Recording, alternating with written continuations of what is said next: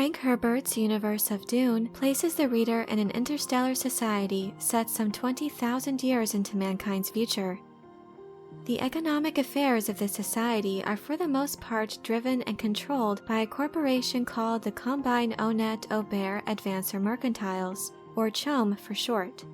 In this video, I'd like to talk about the history of this massive corporation, how it is organized, and the role CHOAM plays in the universe of Dune as detailed in Frank Herbert's works, the Dune Encyclopedia, and the Expanded Universe novels. After the events of the Butlerian Jihad, a war which saw the universal banishment of thinking machines, mankind's once robust infrastructure to support interstellar trade crumbled. With the banishment of these machines, travel between star systems became slow and expensive. Therefore, in the aftermath of the Jihad, the universal economy mostly consisted of smaller, expensive items and luxury goods. With the introduction of the Spacing Guild navigators and their ability to ensure safe and rapid FTL travel, came the possibility of a rebirth of extensive trading, similar to what had been in place before the Machine War. The Emperor of the time organized a conference between the representatives of the Spacing Guild, the members of the Houses of the Landsraad, and the Imperial House itself in order to make this possibility a reality.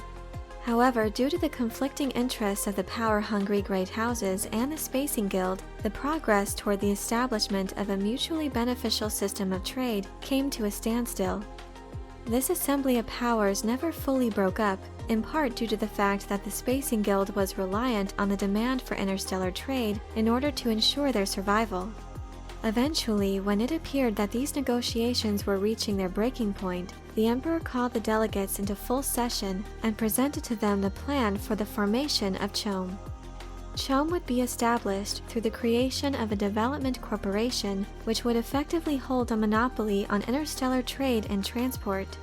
1% of the gross profits from this trade would then be placed into a fund to be used for the advancement of existing infrastructure or the development of new markets.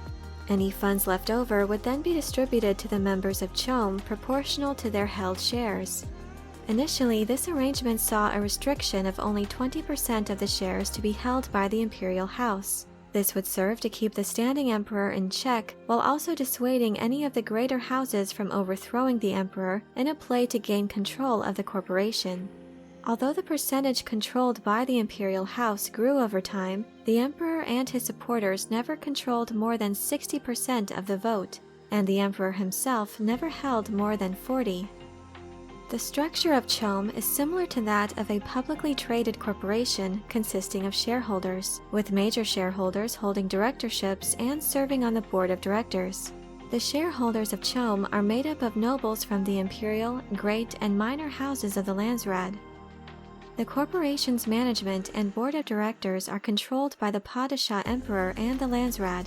However, the Spacing Guild and the Sisterhood of the Bene Gesserit are also able to influence the management of CHOAM, operating primarily as silent partners. The great houses generally each hold directorships in the company, and the Emperor holds the power of granting and revoking directorships as he sees fit. The shares in the CHOAM company were based on the measurement of a government's trade over the past decade. Notably, it was outlined that once a government achieved membership status within the company, it was always guaranteed the profits from at least one share. This meant that even though shares would be periodically redistributed on the basis of trade done, the participants would each be able to profit from off-world trading even if they could no longer qualify to participate. This stipulation was especially compelling for the governments in systems and on planets whose trade consisted of finite resources.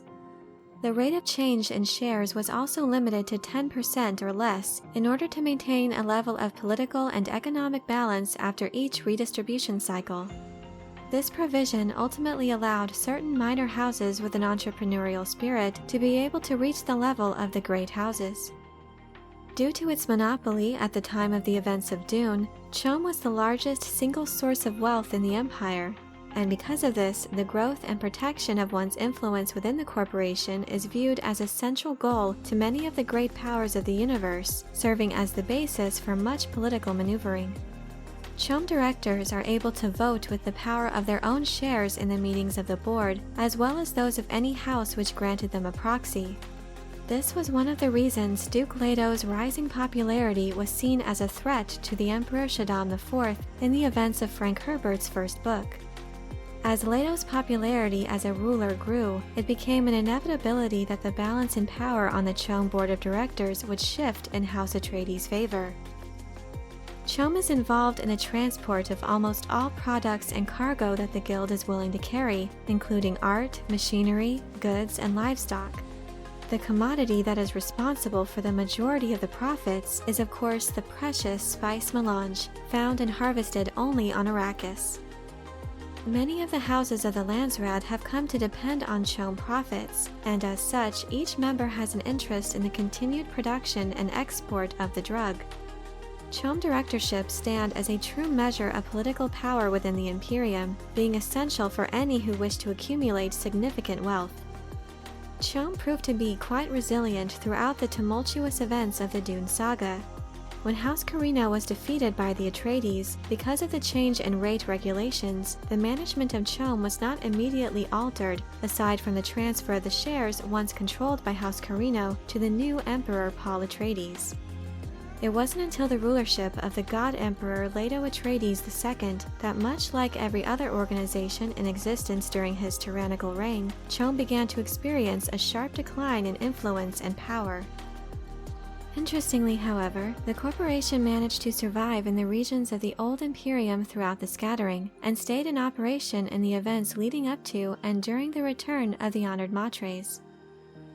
In many ways, the activity of CHOAM has been likened to that of the real-world Dutch East India Company in the 18th century, as it is heavily involved in colonizing, controlling, exploring, and mining frontier worlds to enrich great houses and expand the reach of the empire. It has also been likened to OPEC, the Organization of the Petroleum Exporting Countries, which in part strives to regulate and control the supply and stability of the petroleum industry. With the reliance on spice being used as an allegory for mankind's current reliance on oil, Frank Herbert uses CHOAM to emphasize just how dependent every aspect of society has become on this one precious commodity. This dependency serves as the backbone for some key themes and warnings in the Dune saga, and like all excellent works of fiction, engages the reader on a cerebral level to consider the real-world consequences that come from fostering such a dependency. But I'm curious to know what you think about CHOAM. Do you see any notable similarities between this company and real-world organizations? What message do you think the author was trying to convey in the role CHOAM plays in the Dune universe? Let me know your thoughts in the comments section below. I hope you enjoyed this video. Leave a like if you did, and be sure to subscribe for more Dune and other sci-fi and fantasy news and lore. Thank you all so much for your support, and as always, have a very nerdy day.